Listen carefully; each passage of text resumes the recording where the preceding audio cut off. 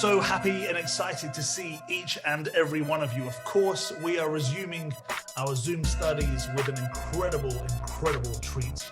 We get to go through dear Adi Tahazade's The Revelation of Baha'u'llah, which, as I'm sure many of you will know, is in 4 parts. And this is the first part that we're going to go through. And they're quite large books, very comprehensive, which will really advance our knowledge and understanding of these various things. As we usually do, I ask someone to please start us off to get us into the mood, and then we can go into this ocean of knowledge that sits before us. Jag bönfaller dig vid din kraft, o min Gud. Låt ingen skada drabba mig i prövningens stund. Och led mig rätt i omtänksamhetens stunder, genom ingivelser från dig. Du är Gud, mäktig är du att göra vad dig behagar, ingen motstå din vilja eller motarbeta ditt syfte. Bab.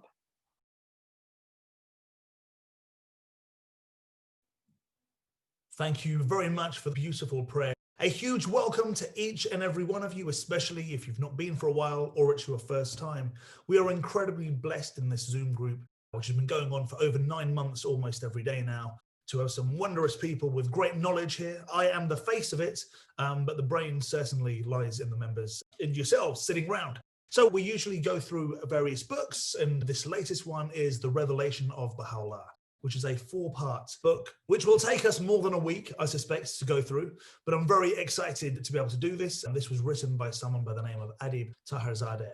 As we go through this book, the way it usually works is we'll read together, and then I'll potentially recap some of the things that we've covered in the session already. But as I say, a very warm welcome, and I'm very much excited to go through this and really go deeper and try and understand some things. And from my understanding, there are certain things that haven't been translated into English as well from the writings which have been alluded to anyway, which gives us a deeper understanding and allows us to fish and go deeper into these things. So without holding you up much longer, ladies and gentlemen, we will be starting our session, and I'm very, very excited to be able to do this today. As I said, it's going to be good.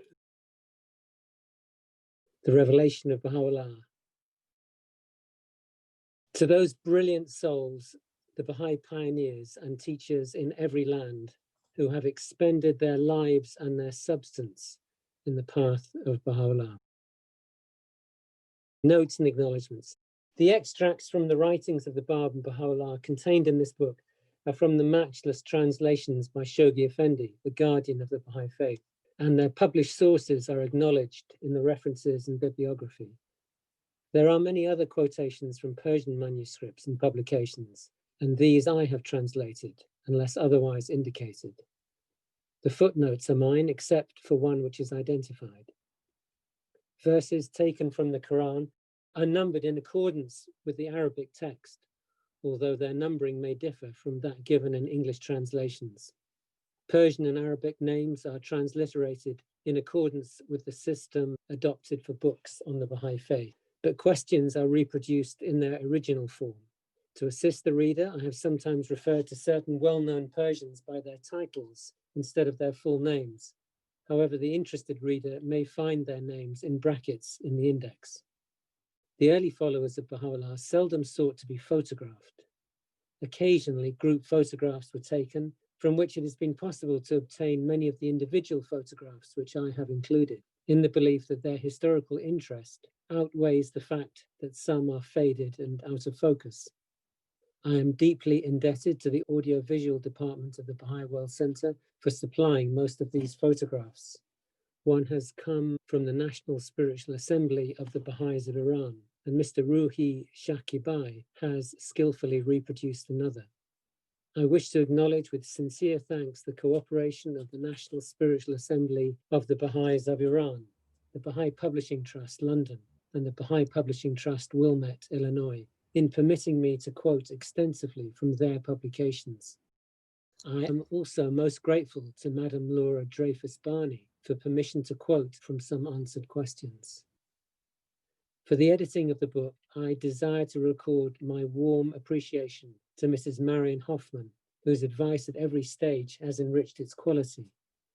I am also grateful to Mr. Joseph Watson for reading most of the manuscript and offering valuable suggestions, to Miss Rosemary McGill for meticulously checking the quotations and rendering many other services including proofreading, to Mr. Paul Reynolds, who has prepared the index with efficiency and resourcefulness, to Mrs. Jacqueline Mehrabi, who patiently converted my scribblings into neatly typed manuscript, to Mrs. Frances Beard for additional typing assistance, and to Miss Mary Perkins and Mr. John Coates for so carefully reading the proofs. To one friend in particular, Mr. O.Z. Whitehead, I am deeply indebted for his constant interest and encouragement.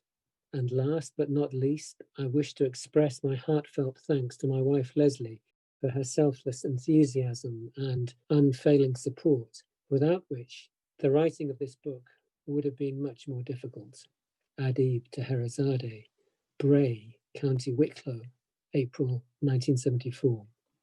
Paul, if you're able to carry on with the foreword, that'd be wonderful as well. Thank you so much. This book is an attempt to describe, in language however inadequate, something of the supreme spiritual phenomenon of this age, namely the revelation of Baha'u'llah.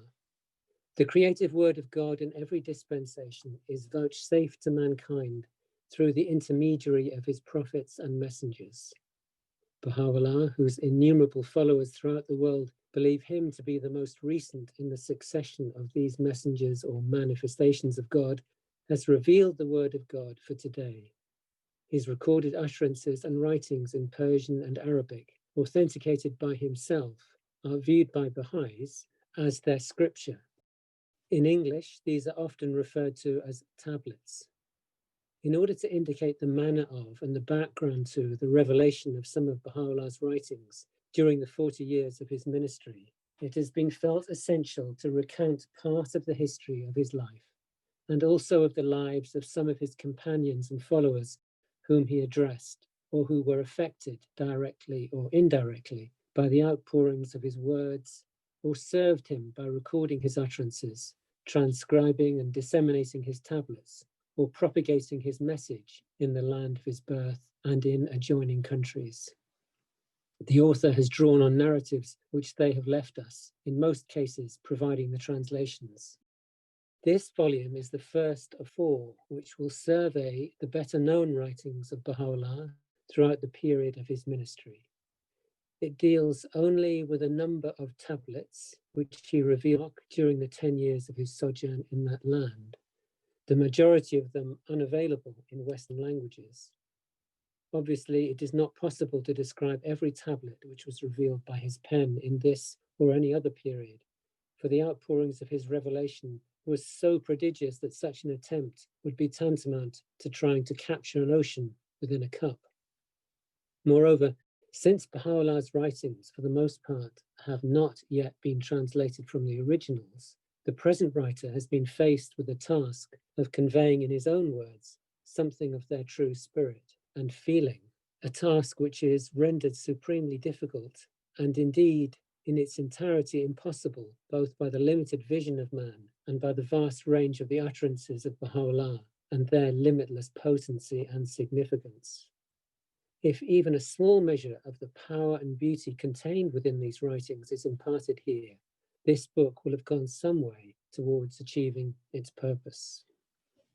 Through the movement of our pen of glory, we have, at the bidding of the omnipotent ordainer, breathed a new life into every human frame and instilled into every word a fresh potency. All created things proclaim the evidences of this worldwide regeneration. Baha'u'llah. The world of being shineth in this day with the resplendency of this divine revelation. All created things extol its saving grace and sing its praises. The universe is wrapped in an ecstasy of joy and gladness. The scriptures of past dispensations celebrate the great jubilee that must needs greet this most great day of God. Well is it with him that hath lived to see this day and hath recognized its station. Baha'u'llah. Centuries, nay ages must pass away ere the day star of truth shineth again in its midsummer splendor, or appeareth once more in the radiance of its vernal glory. Abdul Baha.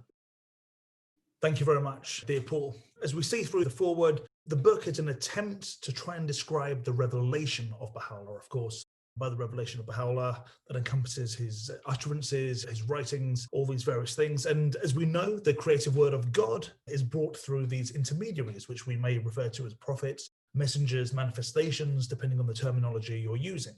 Now, a lot of the utterances of His Holiness Baha'u'llah, or the writings, were in Persian and Arabic that Baha'u'llah himself had authenticated. And when he spoke of these various things, he had a amanuensis who would write these things down and he would check them. In Haifa, in the world center, in the Holy Land, there are 6 million words of Baha'u'llah that have been recorded by the pen. And for His Holiness the Bab, who was the predecessor of Baha'u'llah, we have 5 million. In a much shorter time period, of course. Baha'u'llah's ministry was indeed 40 years. But what dear Adib Tarzad has tried to do, he's tried to tell us a little bit more about the history and the life of His Holiness Baha'u'llah, the life of some of the companions and the people who'd received tablets from him, and also those people who were involved in transcribing and disseminating these tablets or sharing the message of Baha'u'llah. So that's something that he's tried to encapsulate in this book. And as I mentioned to you, this is a 4-part volume. This will try and let us understand better the writings of Baha'u'llah in an overall sense, but then nothing, of course, substitutes the actual reading of them. And of course, because so many of these tablets haven't been translated into English, what Adib Taharzad has tried to do is just to try and get the spirit of the writings out. They're not official translations at all, and this work is constantly taking place. But as I'm sure you can imagine, it's incredibly difficult to translate something from Persian or Arabic, especially such lofty words. If you were trying to translate the Holy Quran, for example, it'd be a near impossible task because each word has such beauty and such specific meaning. That's what this book is intending to do. And then we saw a couple of passages from Baha'u'llah and one from Abdul Baha with regards to this. The prophets and founders of the world's great religions have assured their followers of the existence of God and have led them to love and worship Him. Thus, for thousands of years, throughout the various ages until the present day, man's efforts to understand his Creator have been illumined by the lives and teachings of these great beings. Never before in the history of religion, however, has so much light been thrown on this subject as in the writings of Baha'u'llah. Here, it is asserted that God as Creator stands above His creation, and that man, by virtue of having been created, can never ascend to such heights as to understand the essence of his own Creator. Any description, image, or likeness which may be attributed to the essence and nature of God can only be described as man's imagination. For how can the infinite be comprehended by and remain within a finite mind? To every discerning and illumined heart, Baha'u'llah solemnly affirms, it is evident that God, the unknowable essence, the divine being, is immensely exalted beyond every human attribute, such as corporeal existence, ascent and descent, egress and regress. He standeth exalted beyond and above all separation and union, all proximity and remoteness. But God, whose essence is unknowable, clearly manifests His attributes in His vast creation, both physical and spiritual. The mineral, the lowest form of life, and yet the pivot around which all other forms of life on this earth revolve, manifests some of the attributes of God, but this is the lowest form of their manifestation. For instance, cohesion, a characteristic of the mineral, is indeed the manifestation of God's attributes of love in this kingdom. The vegetable, driving its roots forcefully into the soil and taking away the mineral for its own life and growth, stands above and dominates the mineral kingdom by its power of growth.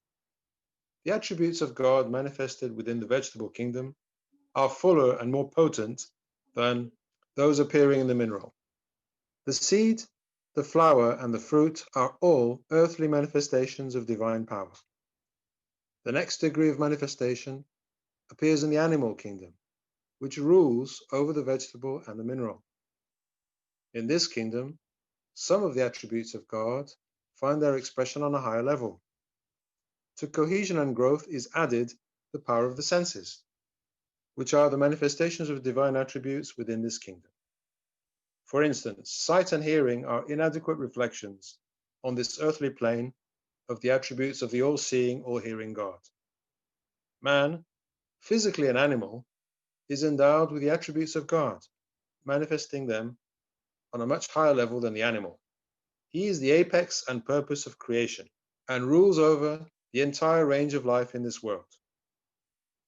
Yet, although created in the image and likeness of God, meaning that all the attributes of God are manifested within him, man can never transcend the bounds of limitation which are imposed upon him by the Creator.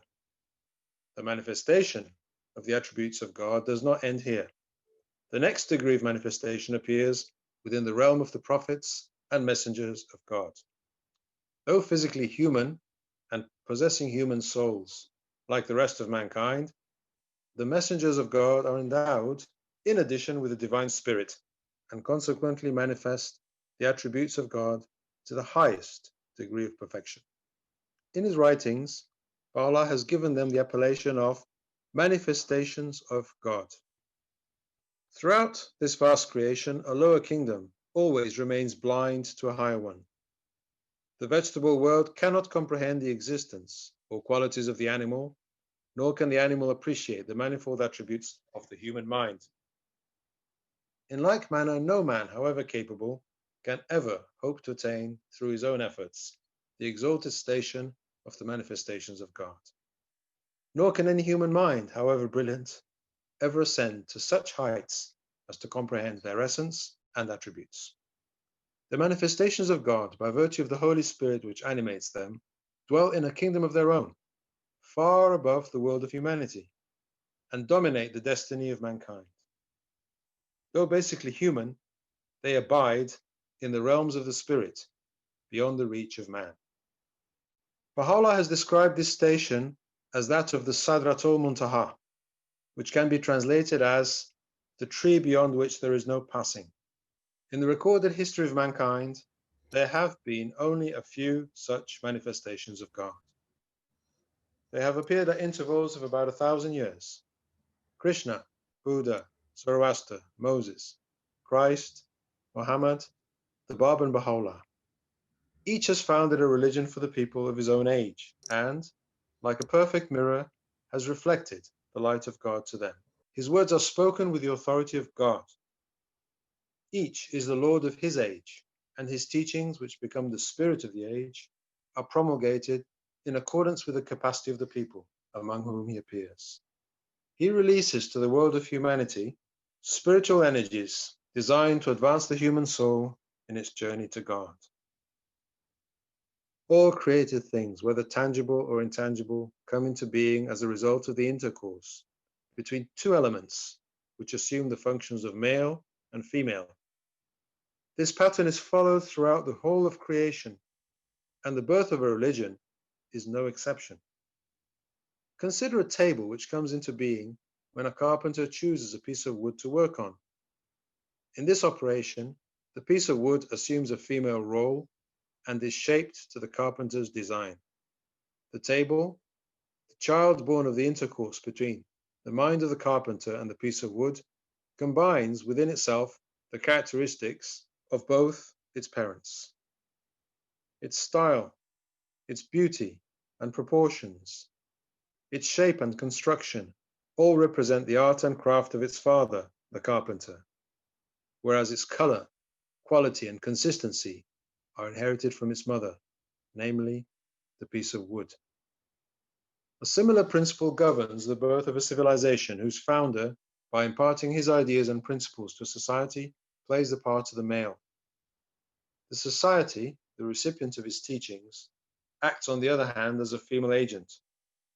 The child of this mystical intercourse is a new civilization, which reflects the characteristics of the founder as well as those of the society within whose womb it was conceived. Religions are born as a result of the spiritual intercourse between God on one hand and the person of the manifestation of God on the other.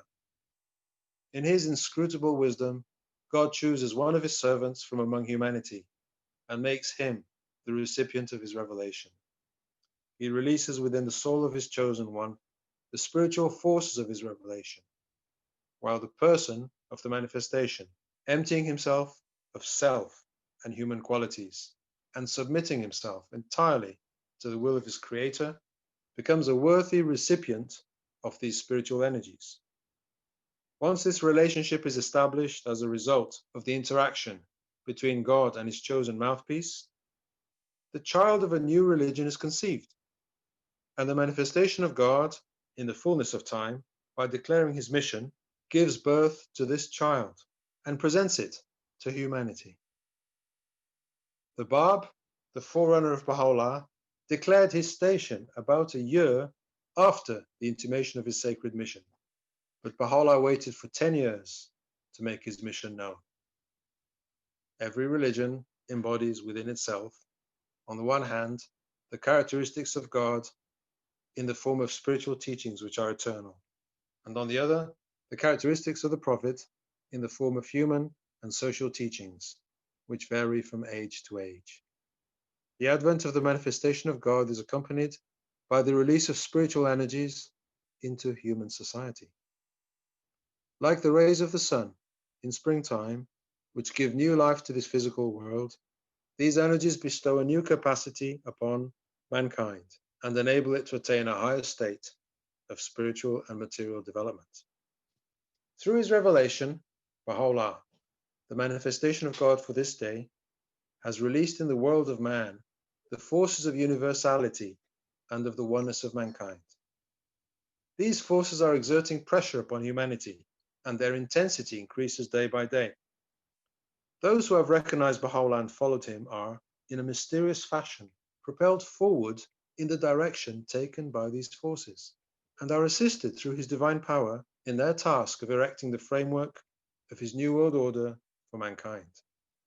Those who, whether consciously or unconsciously, oppose these forces, and they constitute the majority of mankind, its rulers and wise men, have set up within their various societies forces of reaction, which by their very nature are destructive and are responsible for the breaking up of the old order.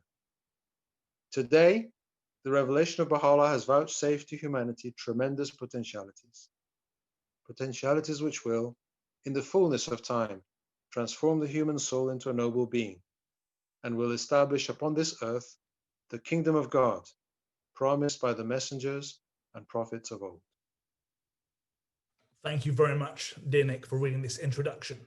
So here a little basis is given as to trying to understand the manifestation to some degree, saying that the efforts of man to understand the Creator have come through these various manifestations, these prophets, these messengers, and this is what has happened. And never before in the history of religion has so much light been thrown on this particular subject to do with the manifestations as in the writings of Baha'u'llah. And it's stated quite clearly that God is the creator who stands completely above and separate to his creation. God is obviously so much above us that how could it be possible for the infinite to be comprehended with a finite mind? Our minds are finite, so it's impossible for us to be within that and to be understood from that. Then Baha'u'llah goes on to affirm that it's evident that the unknowable essence, the divine being, is immensely exalted above every human attribute, saying that he stands above all separation and unity, all proximity and remoteness. But God, in the Baha'i writings, it says his essence is unknowable, but his attributes can be seen within creation, both physically and spiritually. And then the example of these different kingdoms are given, where you have the mineral kingdom, which is the lowest form of showing God's attributes, in that it shows the cohesion of things together, atoms stuck together, and maybe that represents the love. You have the vegetable kingdom, which obviously is taking from the minerals. It's driving itself down into the ground to take from minerals, and that stands above the mineral kingdom. Then you go on to the next degree of manifestation, which is in the animal kingdom. And again, this rules over the vegetables and the mineral. At each step, you can see the attributes of God being reflected in these various kingdoms. And then we have man, physically an animal, but is endowed with all the attributes of God. So it's on a much higher level than the animal in that sense. However, quite consistently, we act as if though we're not. And man is the apex and purpose of creation. Then after man, we have this other level which deals with the manifestations of God that come out to us as prophets or messengers of God. So not only do they have what we have, they also have the divine spirit within them, which shows through some of the manifestations of God to the highest degree of perfection.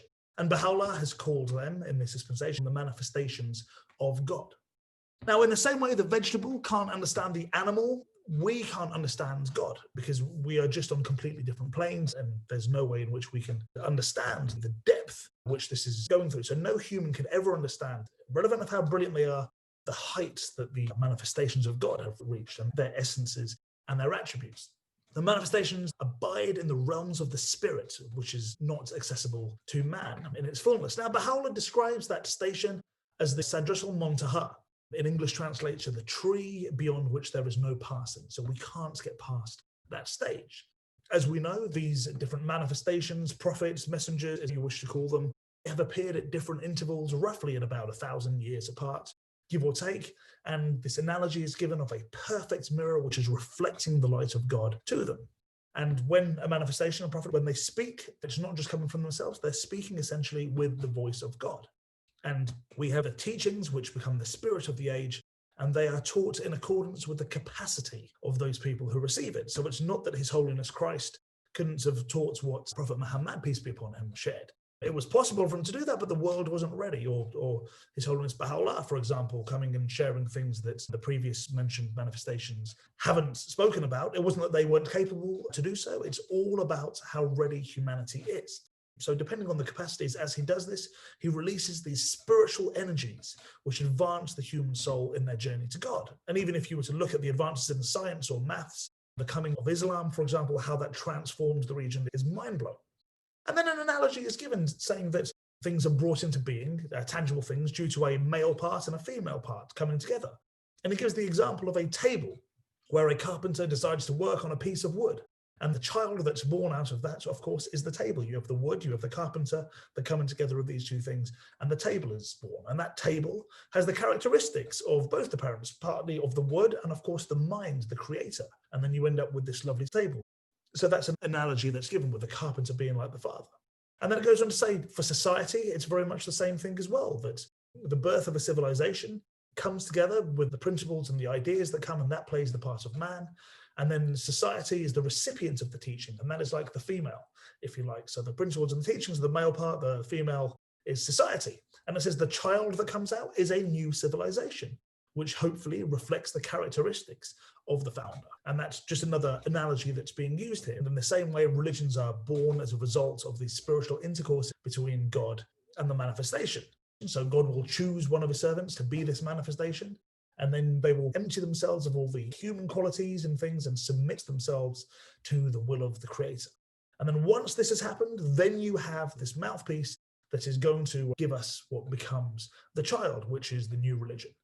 Every religion, of course, has the characteristics of God within the form of its spiritual teachings, and the characteristics of the prophets in terms of the human and social teachings, which change from age to age. The spiritual teachings, of course, always stay the same, but the physical teachings are subject to change from age to age. Of course, these spiritual energies are released like rays of the sun, which bring about an advancement and enable mankind to try and get the higher state of spiritual and material development. Finally, those people who have recognized Baha'u'llah, or have recognized their manifestation of God, are propelled forward, that the Almighty mysteriously allows them through their divine power, allow them to go forward and erects the framework of the New World Order to bring about the change. And of course, there are those who, whether they're conscious or unconscious of this fact, oppose the religions. And this has happened in every faith. There are those people that oppose, and they are responsible for the breakup of the old world order. So as anything grows, like a seed grows, obviously it breaks the shell and then it turns into something more beautiful. So these potentials that lie there will, of course, over time grow and be more beautiful and will spread. So in that intro, that's just reflections of Baha'u'llah on what a manifestation is. The birth of the revelation. An infinitely precious, divinely ordained revelation, glorious in its essence, dramatic in the circumstances of its birth, majestic in the person of its bearer, distinguished by the universality of its message, and incomparably rich in the vastness of its scriptures, was vouchsafed to humanity over a century ago by Baha'u'llah, the manifestation of God for this age. Its light broke upon the world, unnoticed by the vast majority of mankind. From the confines of a dark and pestilential underground dungeon, the Siachal of Tehran, here Baha'u'llah, in company with a handful of the followers of the Bab, and surrounded by over 150 criminals and assassins, lay imprisoned during the latter months of 1852. Baha'u'llah, whose name was Mirza Hussein Ali, was a nobleman of the province of Nur in Persia. A great Baha'i scholar, Mirza Abul Fazl, through extensive historical research, has verified that Baha'u'llah was descended from Zoroaster and the Sasanian kings of Persia, thereby fulfilling certain traditions that the great Redeemer of mankind would be of pure Persian lineage. Baha'u'llah was also descended from Abraham through his third wife Keturah, thus uniting in his own person two branches of the Aryan and Semitic religions. He was born in Tehran in 1817, and his father, Mirza Abbas, known in royal circles as Mirza Buzurg, was at the court of the Shah. Almost 9 years before his imprisonment in the Siachal, Baha'u'llah, through a special envoy, received a message from the Bab, Sayyid Ali Muhammad, from 1819 to 1850, who claimed to be the herald of that universal manifestation of God, foretold by the revealed religions of the world. Not long thereafter, Baha'u'llah arose to promote the cause of the Bab, at first among his own relatives and close friends in the province of Nur, and then to others. As a result, several of them accepted the Bab and became active in making his message known. Among these were some of Baha'u'llah's uncles, aunts, brothers, sisters, and cousins, as well as certain notables and divines of Nur, a number of whom were later martyred. To the noble qualities and virtues which had distinguished Baha'u'llah's life prior to the birth of the Babi revelation were now added the strength and radiance of a new faith. Thus, inevitably, he attracted a great deal of public attention. His innate knowledge, his insight and wisdom, his indomitable faith, his open championship of the Bab, his irresistible eloquence when expounding the newly born faith to groups of learned divines and the public, together with his resourcefulness, his penetrating judgment, and his unobtrusive yet effective leadership of the Babi community during the imprisonment of the Bab and after his martyrdom, all these brought him the adoration and respect of that community. So highly did his fellow disciples esteem him that they refrained from mentioning his name and instead referred to him in the plural as they. At the conference of Badasht, he was designated Janabi Baha, his honor Baha, an appellation which the pen of the Bab later confirmed. The veneration shown to him, coupled with his open proclamation of the cause of the Bab, aroused the opposition of enemies, who had already persecuted him on various occasions, and now awaited only an excuse provided by the attempt on the life of Nasruddin Shah by a few irresponsible Babis to imprison him in the Siachal. He was arrested and forced to walk before royal horsemen, and at their pace, from Niavaran to Tehran, a distance of about 15 miles, in the burning heat of a summer day, barefoot and in chains. To further humiliate him, they removed his hat, which in those days was the very symbol of a man's dignity. The Siachal, Black Pit, was no ordinary prison, but a huge underground pit, which once had served as a reservoir for one of the public baths of the city, and had only one entrance. It was situated in the heart of Tehran, close to a palace of the Shah and adjacent to the Sabzi Maidan, the scene of execution of the 7 martyrs of Tehran. This dungeon was occupied by many prisoners, some of whom were without clothes or bedding. Its atmosphere was humid and dark, its air fetid and filled with a loathsome smell, its grounds damp and littered with filth. And these conditions were matched by the brutality of the guards and officials towards the Babi victims who were chained together in that dismal place. The notorious chains of Garagohara and Salasil one of which was placed around Baha'u'llah's neck at all times, cut through his flesh and left their marks on his blessed body until the end of his life. They were so heavy that a special wooden fork was provided to support their weight. Garagohara, heavier than Salasil, weighed about 17 man or 51 kilos.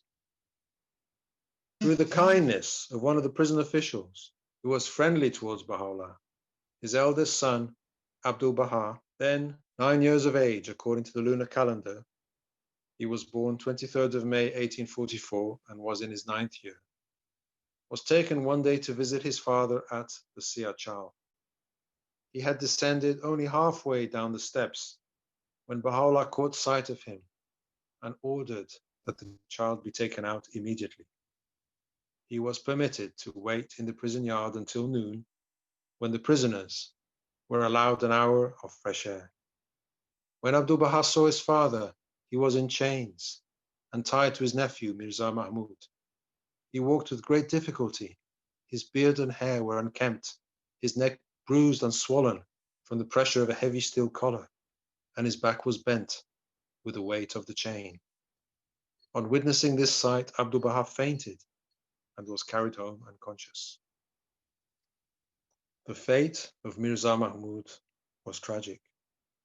Notwithstanding the many favors that Baha'u'llah bestowed upon him, and the unique honor which was his to share the same chain as Baha'u'llah, he betrayed him some years later by joining hands with his half-brother, Mirza Yahya, the breaker of the covenant of the Bab and Baha'u'llah's arch-enemy. While breathing the foul air of the Siachal, with his feet in stocks and his head weighed down by the mighty chain, Baha'u'llah received, as attested by him in his epistle to the Son of the Wolf, the first intimations of his station as the supreme manifestation of God. He whose appearance had been foretold by the prophets of old in such terms as the reincarnation of Krishna, the fifth Buddha, the Shah Bahram, the Lord of hosts, the Christ returned in the glory of the Father, the Spirit of God, and by the Bab, as him whom God shall make manifest. These are Baha'u'llah's words describing this initial experience of the most great spirit stirring within his soul. During the days I lay in the prison of Tehran, though the galling weight of the chains and the stench-filled air allowed me but little sleep, still, in those infrequent moments of slumber, I felt as if something flowed from the crown of my head over my breast, even as a mighty torrent that precipitated itself upon the earth from the summit of a lofty mountain. Every limb of my body would as a result be set afire. At such moments my tongue recited what no man could bear to hear. While Baha'u'llah lay in the prison of Tehran, Nasruddin Shah ordered his prime minister, Mirza Agha Khan, to send troops to the province of Nur and arrest the followers of the Bab in that area.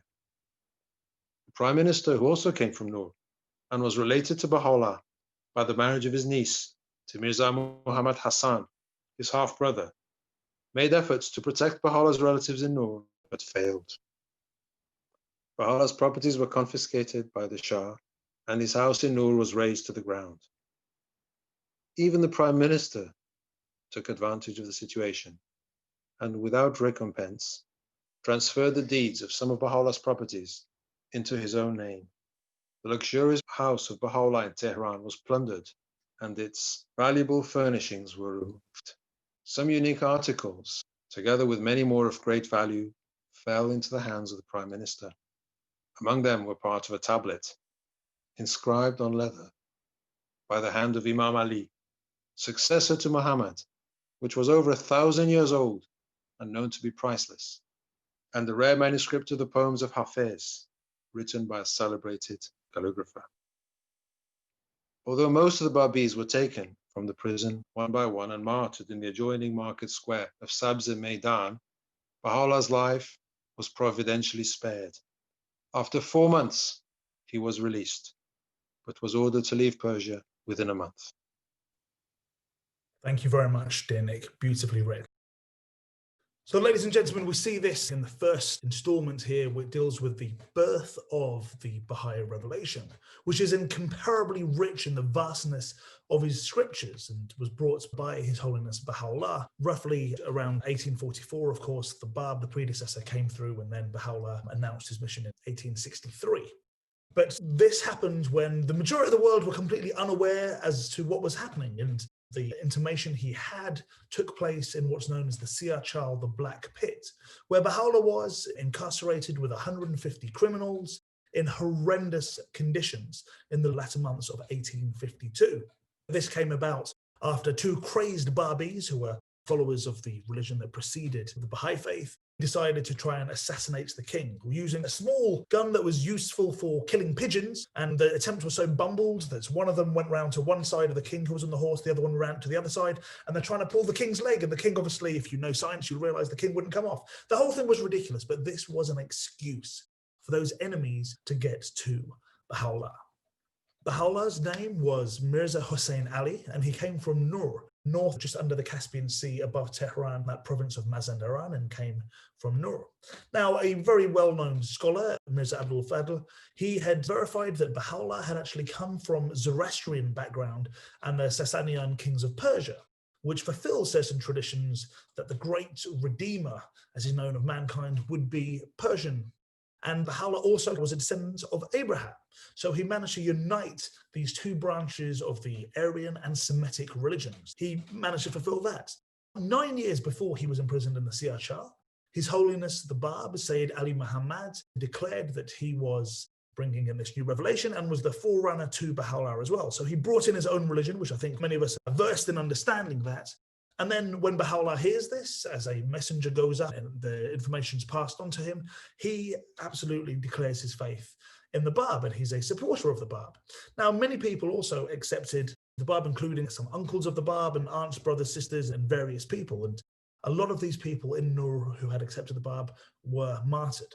Now, Baha'u'llah was someone who was absolutely incredible to many people. The attributes he had, his irresistible eloquence when talking about various things, his life before the birth of the Baha'i revelation, he was very much looked up to and revered. But now, of course, he's espousing the cause of the Bab, which caused a lot of problem. And he had this incredibly unobtrusive yet effective leadership of the Baha'i community, which, when this attempt on the life of the Shah came about, was a fantastic excuse for throwing His Holiness into prison. Later on, there's the conference of Badasht, where a lot of the Babis had got together and they'd met in this town called Badasht, with arguably one of the causes be to try and figure out how to free the Bab who was in prison. But that was actually never destined to take place and wasn't what the Bab himself wanted. But there Baha'u'llah spoke, and he was referred to as Janab Baha, which means his honor Baha. So many people had a lot of respect for him, and they really revered him in the way he would share the cause of the Bab and would speak the truth. But of course, the enemy were not happy with this at all. And as I said, the attempt on the life of Nasruddin Shah by the crazed Babis went a long way to them having an excuse. And when His Holiness Baha'u'llah was arrested, who could have ran away when he heard the attempt on the life of the Shah had happened, he knew that he would potentially be implicated. He marched and went himself. And he said, if you're looking for me, this is where I am. Now, they decided to use him as a scapegoat. And from near Varan, it was about 28 miles away from Tehran, he was forced to walk barefoot in chains, and the hat that he was wearing, the collar, was taken off him as a sign of disrespect for him. And it's there that he arrives in the Black Pit, the Siyar-Chal, as it's called in Farsi, which was this huge underground pit that was a reservoir for one of the public baths, very close to the Sabzi Maidan. And this is where the 7 martyrs of Tehran were later martyred. Now, there, many of them didn't have clothes or bedding. Baha'u'llah himself says that quite often he'd have to turn over his bedding because of all the cockroaches and the insects that would go there. It was dark, it was humid, it was absolutely disgusting, and the way in which they were treated by the guards were also horrendous. And during that prison time, many people were martyred. And a great book for details of that is The Dawnbreakers, which many of us have studied together, but it goes into some of the real details of what happened, the tortures that took place there. Now, there are some chains known as the Garagohara Chains, which weigh roughly 51 kilos, and these were put around the neck of His Holiness Baha'u'llah, which left a mark, a permanent mark on him, which until the end of his days could be seen. Now, Abdul Baha, his son, Abdul Baha meaning the servant of Baha'u'llah, was permitted to see Baha'u'llah. And as Abdu'l-Baha is descending the steps, and the Siyar has 3 levels that go down, Baha'u'llah calls out and says, don't let him come. Don't let him come down here. The conditions were so bad. Eventually, later on in the afternoon, Baha'u'llah comes up and he goes into the courtyard where they're allowed to have a small amount of exercise just to get 1 hour of fresh air a day. Abdu'l-Baha was approximately 9 years old, and there he sees His Holiness Baha'u'llah, who was chained and tied to his nephew, Mirza Mahmud. Now, Mirza Mahmud was the nephew of Baha'u'llah, was an incredible being, but eventually he ended up leaving the faith and actually going against Baha'u'llah and joining Baha'u'llah's half-brother. Even though he had this privilege, he kind of went away. Baha'u'llah, whilst there, he writes the epistle to the son of the wolf, the first intimations of becoming the supreme manifestation of God. His coming had been foretold in various religions, that there'd be the reincarnation of Krishna, the 5th Buddha, the Buddha Maitreya, the Shah Bahram, the Lord of the Host, the Christ return and the glory of the Father, or as His Holiness the Bab referred to him as him whom God shall make manifest. And Baha'u'llah, we believe, obviously has fulfilled these various titles. And it's there that he talks about his conversation, if you like, his interaction with what he refers to as the most great spirit. So it's here that it's really brought into being. And there are prophecies from His Holiness the Bab that talks about this 9 years later, but we won't go into that detail now. And Baha'u'llah says, I felt as if something flowed from the crown of my head over my breast, even as a mighty torrent that precipitated itself upon the earth from the summit of a lofty mountain. Every limb of my body would, as a result, be set afire. At such moments, my tongue recited what no man could bear to hear. What could that be that his tongue recited that no one could bear to hear? Now, Nasruddin Shah's prime minister was Mirza Agha Khan, who was related to Baha'u'llah, and he had sent troops to go to the province of Mazandaran, where Baha'u'llah was, and to confiscate and to take what they want, essentially. But he did say, please try and leave Baha'u'llah alone. Now, this prime minister's nephew was the one in charge, actually, and went and caused absolute havoc. Again, more details in the Dawnbreakers. Baha'u'llah and his relatives weren't protected. Baha'u'llah's property was confiscated by the Shah. The home was destroyed. The prime minister even ended up taking some of the deeds of Baha'u'llah's properties and moving them into his own name. And the house of Baha'u'llah was completely ravaged. All the furnishings were removed. And quite sadly, amongst those was part of a tablet inscribed by Imam Ali, who the Shias will understand as the successor after Prophet Muhammad, peace be upon him, or one of the 4, as the Sunnis would see him. So there was this piece of work that was taken, 1,000-year-old, that was stolen, including from the poet Hafez, some of his work, a rare manuscript that was taken as well. But Baha'u'llah wasn't assassinated, and after he was released from prison after 4 months, he was then ordered to leave Persia within a month, which, as many of us know, he went to Baghdad and then the Ottoman Empire and eventually ended up in the Holy Land. Are there any comments or questions? We have a comment from the Democratic Republic of Congo. Dear Empire, please. In the story of Baha'u'llah, it's saying that before he be arrested, the Prime Minister was trying to protect him. And here, when we was reading, we saw that he takes some of his own sheep and he puts him at his name. So I just want to know what was the intention of the Prime Minister. If his intention was to give him back, or was to give back all the properties, what he transferred at his name, or what he did with his things.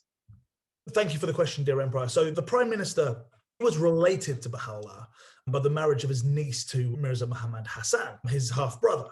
So he had family ties with him, and his original intention was to keep Baha'u'llah safe. But as happens, corruption had crept in, money was there, things had gone wrong, and he therefore ended up stealing from Baha'u'llah. But his original intention was to not cause Baha'u'llah grief. But I believe it was his nephew, if I'm not mistaken, who was put in charge of the actual assaults on the ground. And he didn't listen to his uncle, didn't listen to the Prime Minister, and he caused a whole bunch of problems. So even though his initial intention was to look after Baha'u'llah, that's not what transpired. And you're quite right, he did end up taking a lot of Baha'u'llah's property and put them in his own name. Can I just add a quick comment, Dave? Please do. Not too long ago, maybe a few weeks ago, I was looking at the weather forecast for several different countries, and Tehran showed up on the screen of my television. And the one thing that caught my attention was the temperature in Tehran. So this is going back a few weeks, but it was 1 degree in Tehran. And that's kind of made me realize that, you know, okay, Tehran is in Iran, it's a Middle Eastern country, but it can get very, very cold over there, just as cold as here, as a matter of fact, it appears. So reading through this, it occurred to me as well that obviously Baha'u'llah was in the Siachal from August, stretching into a period of 4 months. Adding to his sufferings would have been, one would imagine, the extreme cold weather, and obviously there was no heating or anything of the type in his prison in the Siachal. So it would have been absolutely frighteningly cold as well, one could imagine, towards the end of his period when he was staying at the Siachal. So that it just drove home that feeling, you know, of that intensity of the suffering that he must have gone through whilst in the Siachal. Absolutely, dear Nick. Thank you so much for that.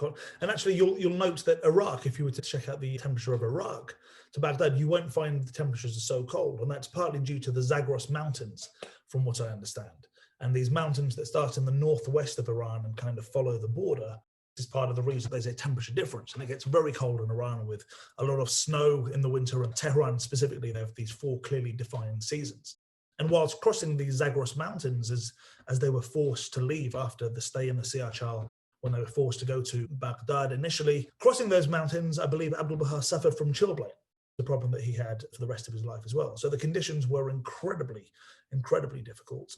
Firstly, he's walking to the Siachal, and the heat was incredibly strong and had no protection. And then, of course, dealing with the cold. The conditions were very harsh indeed. Thank you, Nick. Any other comments or questions? I had one, please, Dave.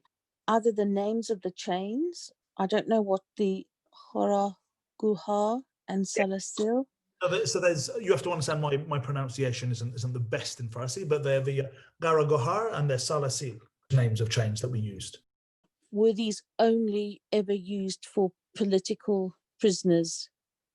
I suspect they were used for murderers, for rapists, but for high-level prisoners, certainly. And in the Siachal, the people that were there were not just people who had stolen the odd kebab, although that would be a very serious crime to me. But yes, as far as I know, Sandra. Okay, thank you. Thank you very much. Dear Empire has his hand up. Empire, please. When I was a kid, I was trying to think about the weight of these chains, and I have not understanding how people can stay with a chain with more than 50 kilos on his neck. And when I was growing up, one day I tried to put a sack of cement on my neck, and when it takes like 30 minutes, I feel much pain. So I don't understand if the weight of all the chain was 51 kilos, or every part of the chain, what was on the neck of the prisons, is that too was 50 kilos. Good question, dear Empire. Great question. So the 51 kilos was the overall weight of the chain, which would be bearing down on the neck. But as it said in the text, there was a special wooden fork that was created to try and hold the weight of these chains. The idea would be that obviously you couldn't lift up and really move around. You could for a short period of time, as you probably witnessed with that bag of cement on your neck. But for them to be permanently there would probably break a human. So there was a wooden fork that was there that would end up holding the weight, but it would just keep them in position, essentially. Any other comments or questions? Yeah, I just wanted to make a comment. I think these names sound very Turkish to me than Farsi, but I might be completely wrong. We can blame the Turks, but I'm not too sure. Perhaps they are. Maybe they were. But either way, they were horrendous. But the entire conditions of the Siachal were absolutely disgusting. The smell, as I say, imagine His Holiness Baha'u'llah turning over his bedding time and time again to try and get rid of these pests. What really shocked me is that the chains actually had names and the weight of them, and the fact that Baha'u'llah wasn't even charged with anything. He had simply been arrested on the basis of belief, of his professed belief in another person, which is why I was so shocked. Which is why I asked you, was it this for political prisoners? It just seems... The accusation leveled against him was that he was in some way involved with the the bumbled attempted assassination on the king, on Nasruddin Shah, which was, of course, completely fabricated and false. And it was driven quite a lot by the king's mother. Don't upset Persian mothers, note to self. But yes, that was one of the driving forces behind it. Garagohara was Qol, and Salasil, I believe, was Zanjir. Qol is big piece of iron that they put around the foot or around the neck of a prisoner and put the chain attached to it. That's why that Qol is much heavier on your neck. And they called it, the name is Garagohara, and Salasil is the name of two pieces that they put the name. But that's the way I look at the dictionary, is that the way it is. Thank you very much, Khonomoni. Thank you. We have a final comment from Mr. Wilding. Nick, please. Yes, thank you, friends, for your comments. And, you know, thinking about what the friends have said and thinking about what we've read, and I speak for myself when I say this, but I don't think we would have lasted one single day in that prison in those conditions. And Baha'u'llah had to endure 4 months of it. And the other Babis who were with him had to also endure months under those conditions. So it's really sobering when we think about it. It brings chills to the spine. Absolutely. May I say something? Please, dear Khanum Sabet, please. Hello, hello. I remember many years ago, my mum had been on a course, like an intensive course about Baha'u'llah in another country. And there was a gentleman called Janab Caldwell who was running the course. Some of you may have heard of him. And he had made replicas by weight of these chains for the participants to experience what it was like to even try and lift a corner of it. And I remember my mum said she couldn't even lift the edge of the thing. So this gentleman was giving a course on the life of Baha'u'llah, and he had made replicas of these weights for the participants to understand what this weight would have meant for Baha'u'llah. I always remember her telling me about that. She said she felt quite sick, actually, to even try and imagine even lifting a corner of it, never mind the whole weight of it. Thank you very much, Khanum Sabet. Thank you. The floor is now open to you, ladies and gentlemen, for whosoever wishes to share prayers. Thank you very much. Remove not, O Lord, the festal board that hath been spread in thy name, and extinguish not the burning flame that hath been kindled by thine unquenchable fire. Withhold not from flowing that living water of thine, that murmureth with the melody of thy glory and thy remembrance, and deprive not thy servants from the fragrance of thy sweet savours, breathing forth the perfume of thy love. Lord, turn the distressing cares of thy holy ones into ease, their hardship into comfort, their abasement into glory, their sorrow into blissful joy. O thou that holdest in thy grasp the reins of all mankind, thou art verily the one, the single, the mighty, the all-knowing, the all-wise. Abdul Baha.